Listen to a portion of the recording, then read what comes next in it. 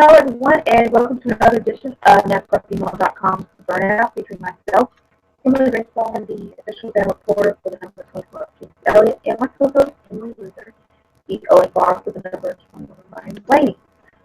Congrats on the win this past weekend at Dover to Martin Truex Jr. And this will round out the first round of the chase. It is done, complete, over with, and we are moving on to round 2 of the chase. And our predictions were a little different. It's hard work, but pretty close. We'll get to that in just a second. We have Charlotte coming up this weekend, we hope. On the topic of importance, we will have some stuff there. And several other things. Let's jump right into it. As promised, I got left grid from last week. Kimberly, real quick, before you continue, try refreshing your page. Okay. You sound like try refreshing, you sound like a robot. Okay. Okay.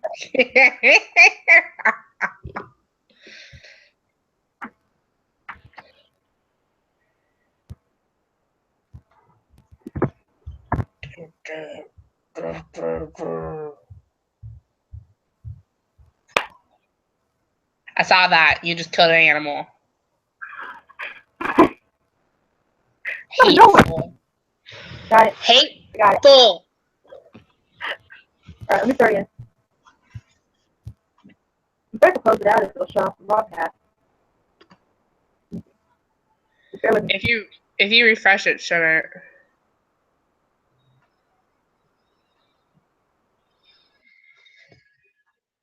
Hello, everybody. Good evening.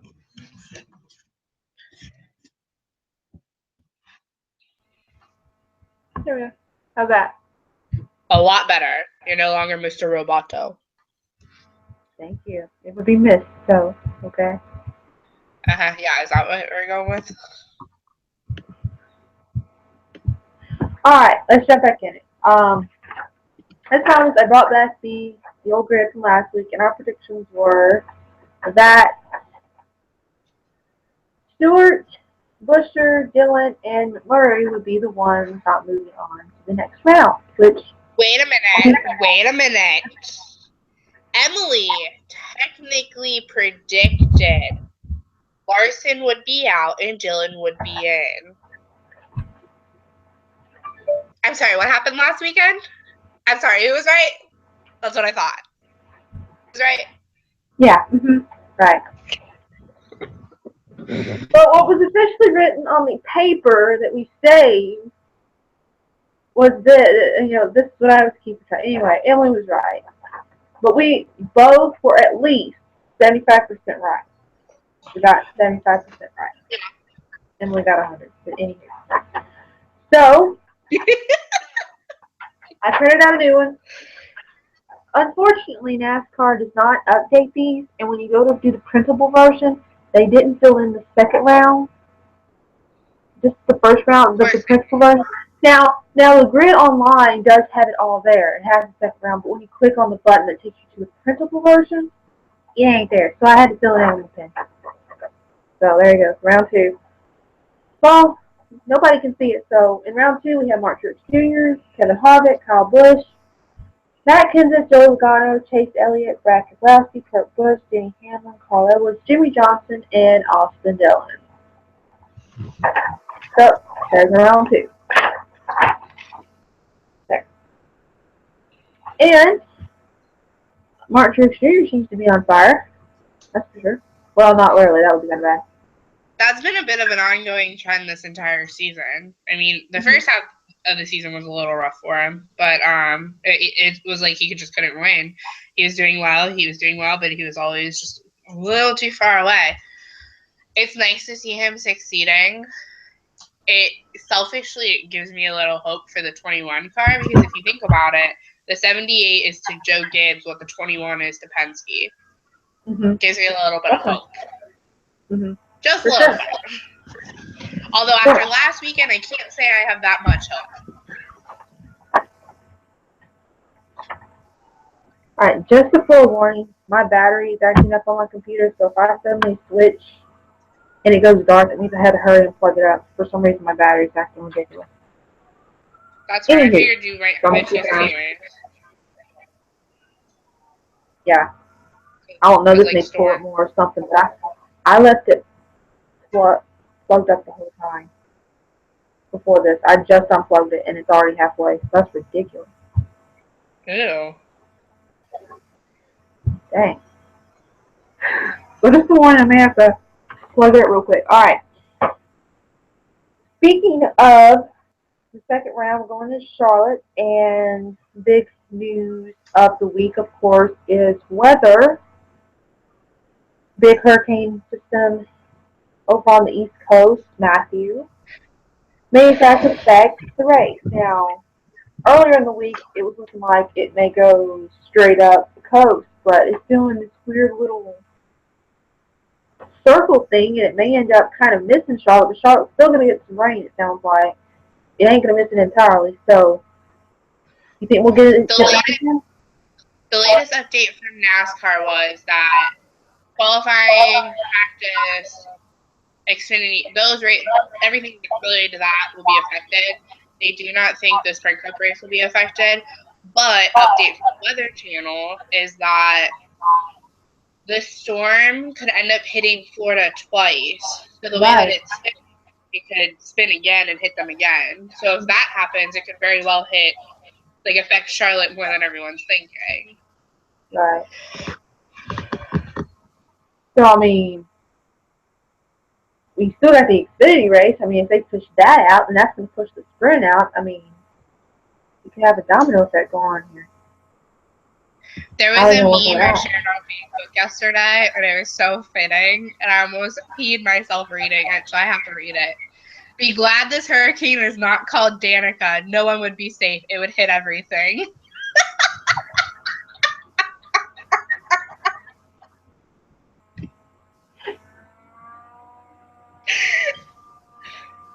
Get it together. I'm fine. It's sadly accurate, though.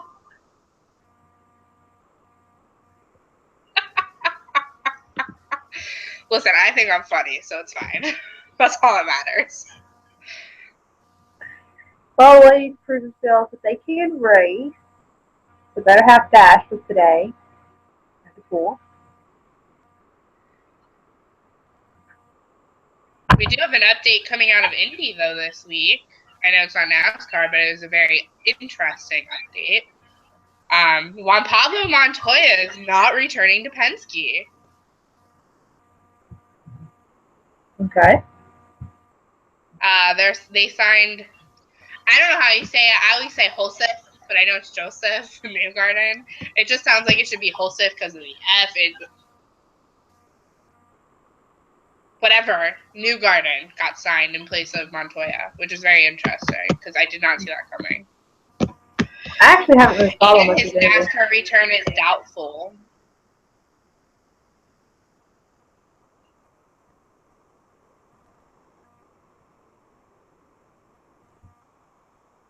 They're saying that he could move to Ed Carpenter Racing to replace Newgarden. So essentially they're doing a switcheroo. That's the plan. I actually don't follow much of Indy, so it's interesting. It's very interesting. I will say that. The cars are fascinating. Right. Anywho, what did you think of the race last weekend? Well, I haven't had a chance to really go back and review it in my brain, so I'm kind of working off some nothing here. I need some revisions here. Hard for me to calculate the race again after the fact. Believe me, I have a hard time remembering.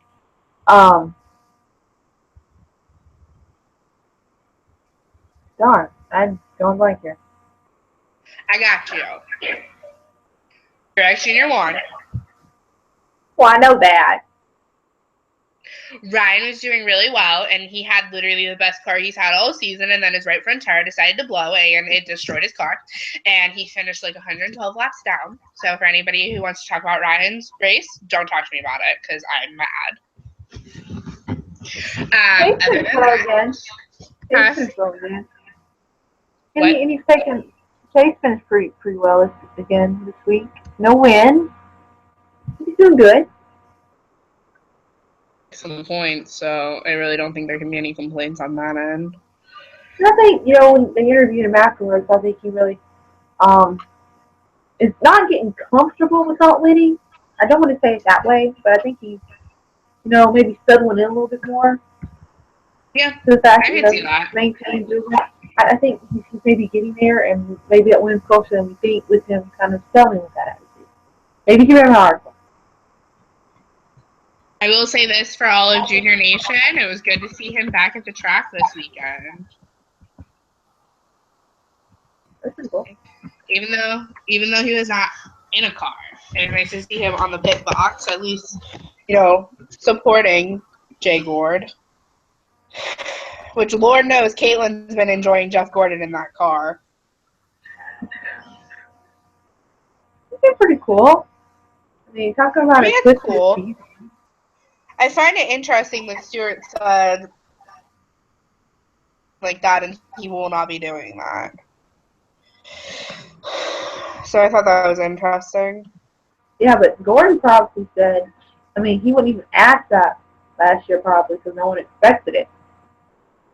Mm-hmm. So I hear it kind of reminds me of Mark Martin.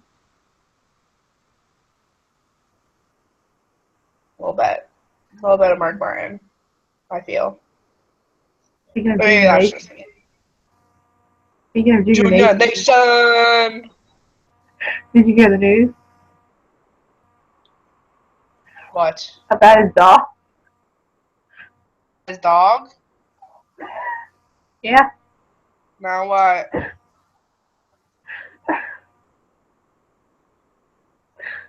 He's the official fertilizer of the Charlotte infield. He's the official what? Fertilizer.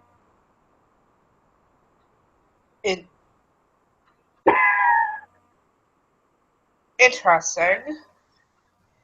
That's also very disgusting.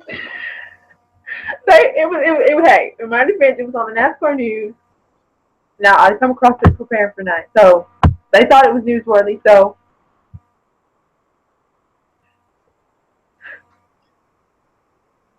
That is disgusting. See? You're gross.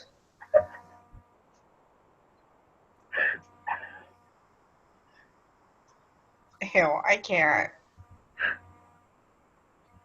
Anywho. I do think it's interesting. I do think Junior, it's nice that they have him in a simulator rather than a car, because at least he's trying to get acclimated back to racing. Right. It gives us some hope. You what? Junior Nation, I am here, and I am praying with you.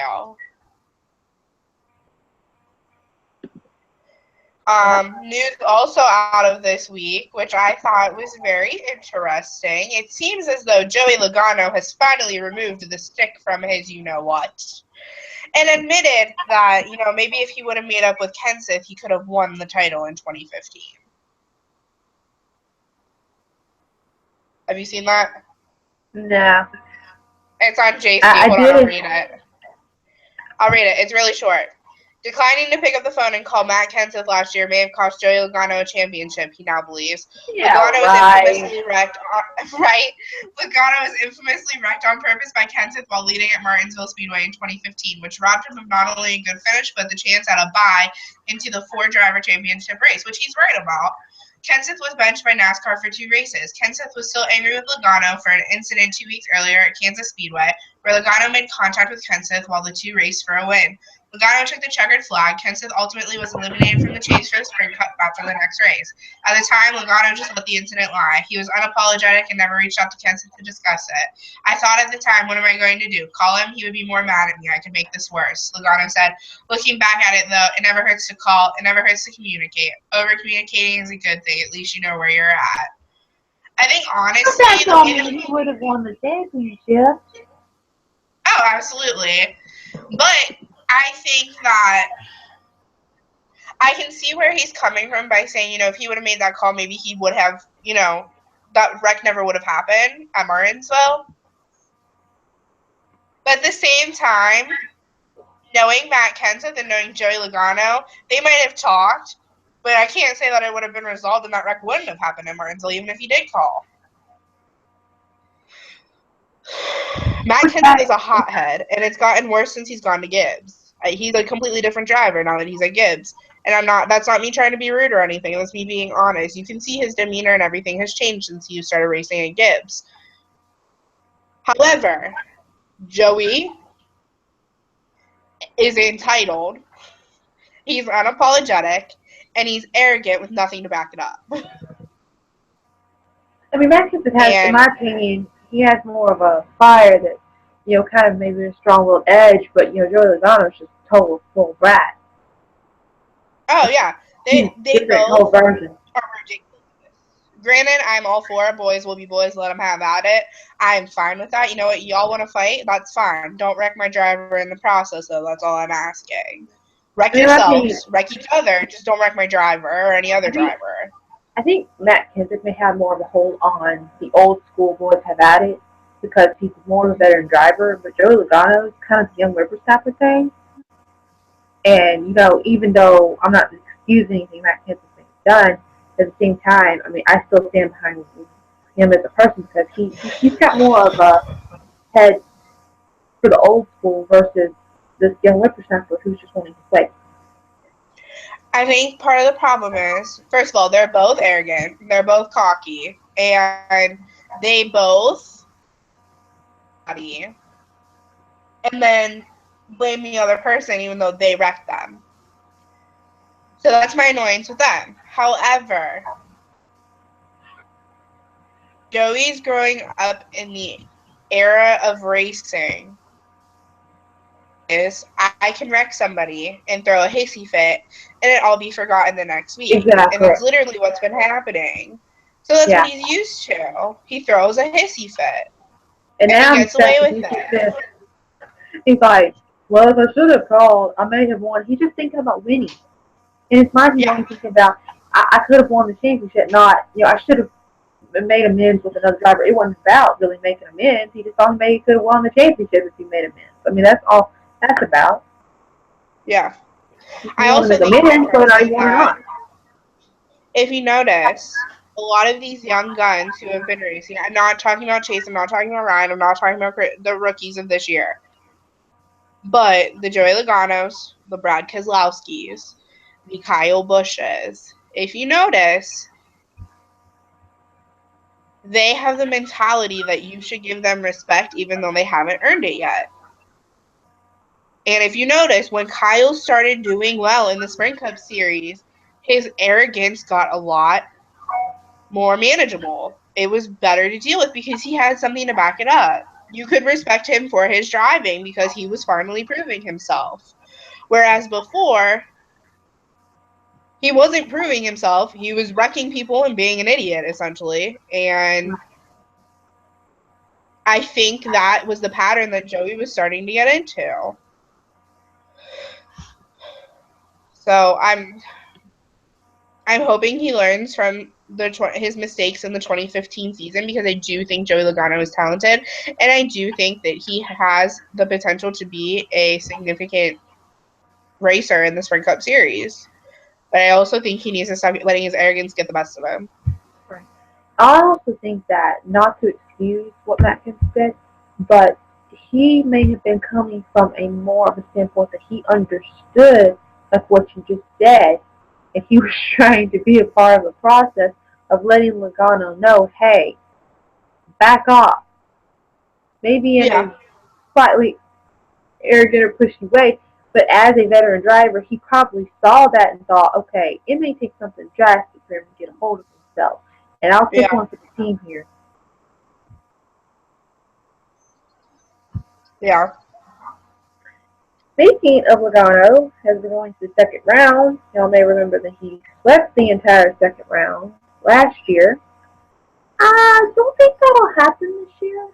I just think other cars have come in that's got some good speeds and can definitely contest the former Penske reign. So I don't think he's going to sweep anything like he did last year. I don't know. I'm still unsure about this championship this year. I'm unsure about the chase, and I'm unsure about the championship. I mean, another little factor, Harvick, he guaranteed himself a spot in the second round and won at New Hampshire, but at the other two races, he fared really bad, and that's kind of interesting. Mm-hmm. Yeah. So he's going to be in a pickle. I think if I had to choose, I think I would go with Harvick. But as of now, that would be my pick. Because I literally cannot force myself to say 18. I think Truex Jr. is a good dark horse choice to go with. I mean, he's bringing it. Absolutely. I agree. That said, he is garnering a new sponsor as of this week. He will debut a new sponsor going into Charlotte. I am not sure how to pronounce their name. Mako? Is that division? Yeah, I think so. Maaco. Mako. They're a auto repair company. Taco? Maybe it's like taco, and it's pronounced Mako. Mako, maybe. Or Taco.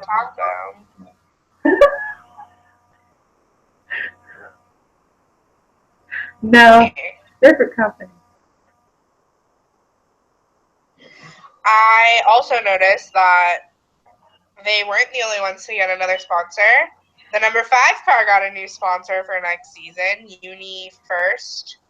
They are now making the new uniforms for, I think, Hendrick, which is interesting because we all thought that Casey Kane would be out after this season because he wasn't performing well. So it's very interesting because they still were very unclear as to whether he signed with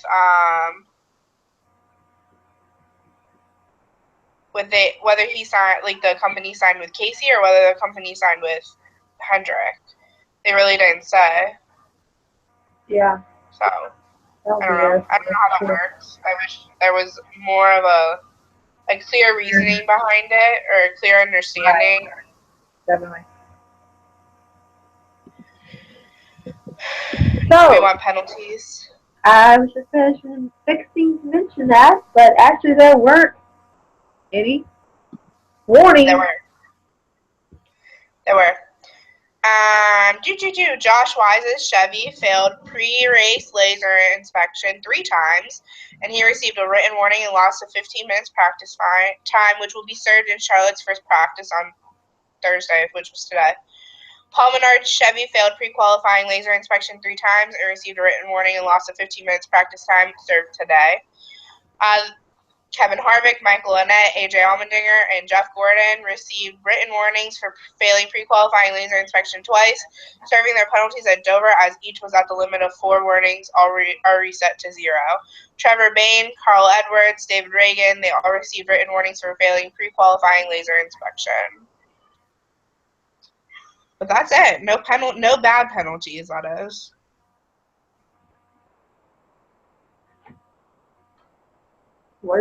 I'm still waiting. I'm literally still waiting for I'm waiting for the penalty where bye because you broke the rules. Yes. Anyway. I think we might actually see that in the next few weeks because if you think about it, we have Charlotte this week. Talladega's in the next week, 2 weeks, something like that. And Kansas is coming up too. Charlotte, Kansas, and Talladega. Okay, so Talladega's in 2 weeks. So it's the final race of the round. Yeah. Which Wow. I think we need to pay attention to because of that new rule that NASCAR had where if a driver fails post-qualify, whatever the rule is, their win essentially doesn't count and they don't get to use it for the elimination round. So I think we need to pay attention to Talladega because if you remember the spring race at Talladega, there were a lot of those penalties that were incurred. So I think that could be a make or break situation for this round in the chase. Definitely. Now, in consideration of Dega and all this, is it too early to think about who may be eliminated going into round 3? I think we should form an opinion about it after Charlotte. I'm going into this weekend with an open mind, not making any decisions. Just because Charlotte, especially with the weather this weekend, it can go any way. Right. I mean, the first round was probably a little bit easier because you could pinpoint, the exact one. But as the field gets a little narrower, it's going to be hard to figure out. What's bad, too, is Talladega is the last race of this round, which means it can literally throw a wrench in anybody's plans. Which, I mean, I'm kind of all for that. It makes things a little bit more interesting. She's frozen. Hello? Hello? Is anybody alive out there? Hello?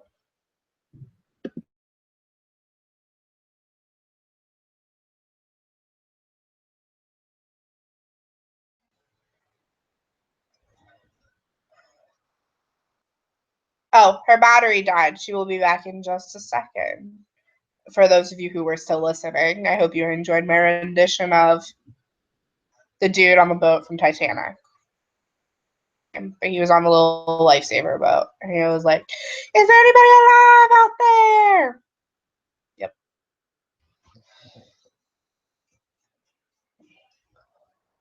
For our southern eastern coast fans, please be careful this week.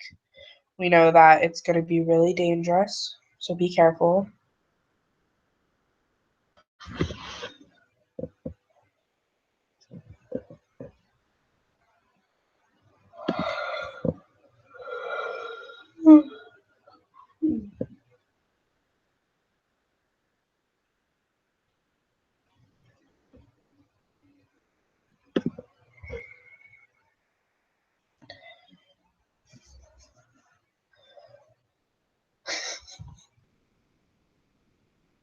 Oh, interesting.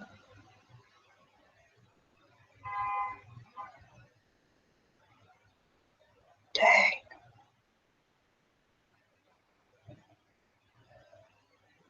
Did you see this? Hold on. I know, hold on. God.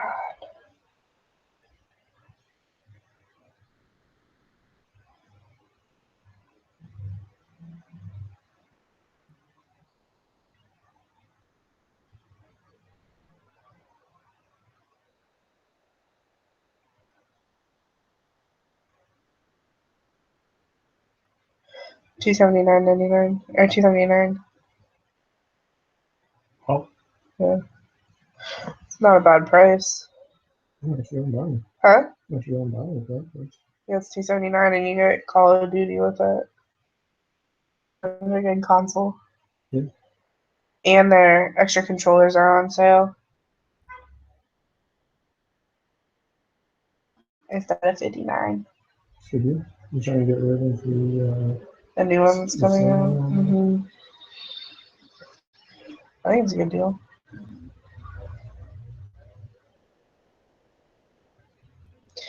Okay, well, Kimberly is still having issues, so she wants me to go over track facts. So we are at Charlotte this weekend, which is one of my favorite tracks, home of NASCAR. Well, besides Daytona. Track facts, we're going to be racing for 334 laps, which equates to 501 miles. We're at a 1.5 mile quad oval, which is a super speedway.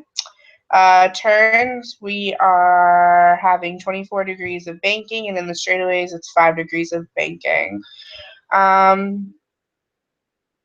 really love when we go to Charlotte because Charlotte always goes above and beyond to show how patriotic and proud of America they are.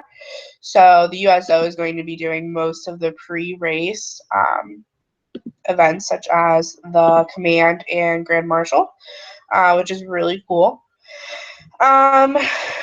We have our 2016 May race winner was none other than Martin Truex Jr. Our 2015 October race winner was Joey Logano. Jimmy Johnson holds the record for worst starting spot to win. He started in 37th and won in May 2003. Our youngest winner was Jeff Gordon at 22 years old, 9 months and 25 days. We currently have, I know for sure, of 2 drivers that could beat that. Ryan Blaney might just be at that mark, and I know Chase Elliott is younger, and I think Jeffrey Earnhardt is as well. Literally just be like right at the breaking point of that. This is the second year in a row the 4th race in the chase for the NASCAR Sprint Cup has been held at Charlotte. Charlotte was the 5th race of the chase from 2004 to 2014. Have won the Charlotte chase races, but Jimmy Johnson is the only driver with multiple wins, 2004, 2005, and 2009.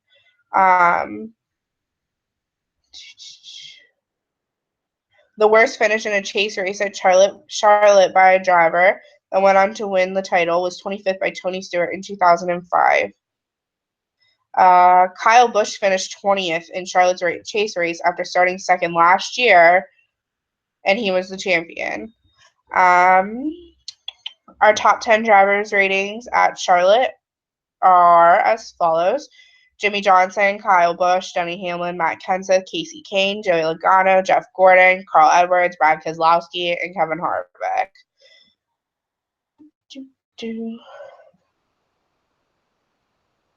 There have been 115 NASCAR Sprint Cup Series points races at Charlotte Motor Speedway, 2 races per year since the track opened in 1960.